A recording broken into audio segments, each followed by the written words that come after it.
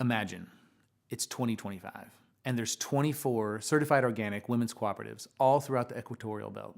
That's 10 to 12 countries that have women running their own businesses, partnering with farmer cooperatives to create these really dynamic systems that they can create export opportunities for them, for their families, and also offering manufacturers the ability to support local communities in a very deep way.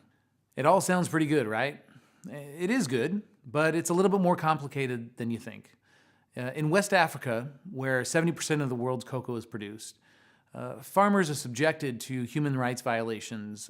There is a slave trade taking place that disables freedom, that disables these workers to feel empowered and to want to be able to participate in an economy that actually traps them.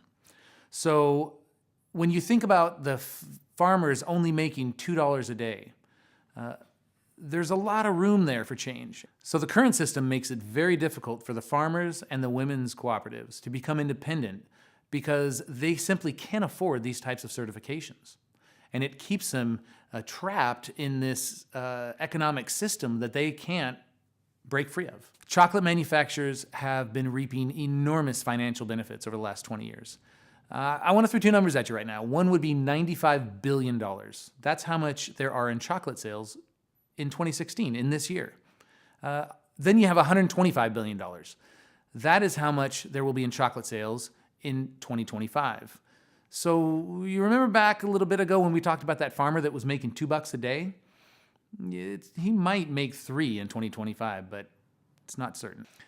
So what can be done? We created a social enterprise business called Bija. What we do is we've rewritten the way that cocoa is sourced, and we have developed some pretty innovative programs to provide organic certification to women's cooperatives. What this involves is the willingness to not just pick up the phone and call a cocoa exporter and make a product. It really means that we need to go and visit these groups in their own country, in their own homes. We need to understand their dreams.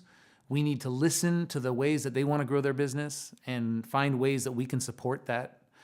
It also means that there is a human story behind cocoa, and that by working with governments and working with certifying agencies, we can help create a system that really supports and empowers the growers and the processors to provide an economic viability and a living income that otherwise they would just simply not have.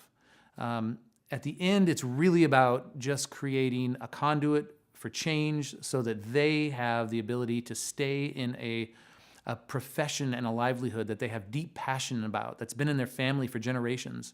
Otherwise, they would not have the ability to do so if they keep getting paid at the current rate. Thank you very much. I appreciate it.